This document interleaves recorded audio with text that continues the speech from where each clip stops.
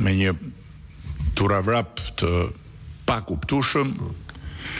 nga prokurori dhe gjykatësi I seancës paraprake,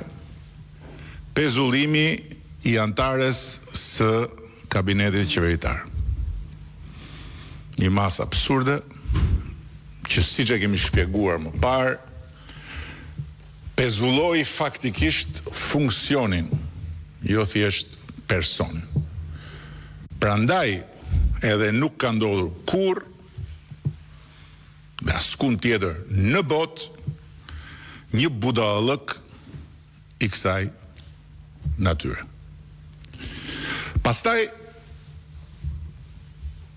pa pritur fare përfundimin e procesit, të hapur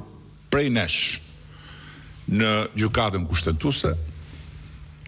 për ndërhyrje të patolerueshme në kompetencat e pushtetit ekzekutiv,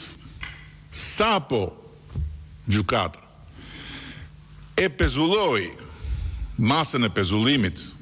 dhe deklaroi se do t'i hynte çështjes në themel, erdhi turavrapi I dytë. Kërkesa që diskutojmë sot. Dhe e diskutojmë me të drejtën që na jep Kushtetuta e Republikës Shqipërisë për të autorizuar ose jo arrestin e një deputeti, gjë për cilën do flas konkretisht ca më poshtë. Thjesht njoftimi I akuzës në rrugën e Shtrëmbër dhe fatkeqësisht të bërë zakon nga grupet hetimore të stacionit trenit, të cilat I përdorin mediat si forca paramilitare të fajsimit dhe të asgjësimit publik të subjekteve të tyre, mjaftoi që ndaj Belinda Ballukut të ngrihen të tëra dallgët e detit të urrejtjes, që zihen pa pushim në të 700 tenxheret e pazarit ton politik e mediatik,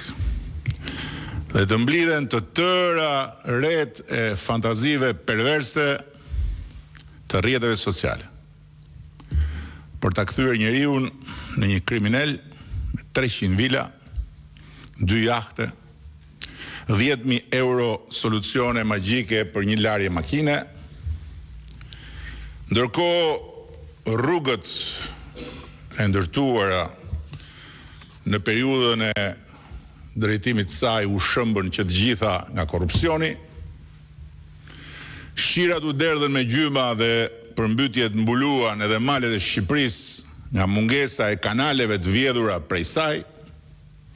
deti u bëkos për qenërin e pazarit politik dhe mediatik dhe erdhi më në fund me thirrje histerike jashtëderdhjesh në bulevard. E shumë pritura orë e hakmarrjes madhe ndaj njeriut që e çoi Partinë Demokratike për Jufka në Dibër dhe asfaltoi krejt në Fier me gjithë gazin e Zegjines. Hapklap burri I parë në historinë e Europës që Komiteti I Helsinkit e mori në mbrojtje nga një vajzë. Mëshirë Zegjine mbyll klap.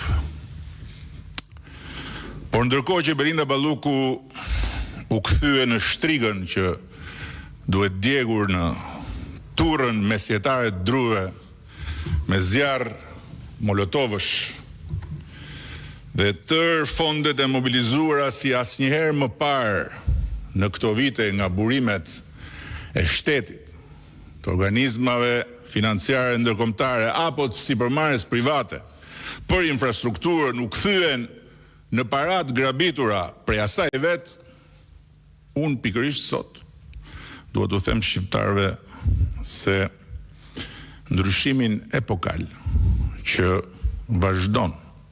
dhe do të vazhdoj në sektorin e infrastrukturës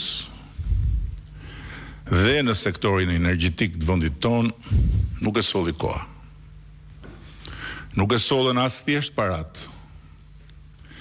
Para janë harxhuar plot edhe më parë për ato rrugët e lëna rrugëve nuk e solli askush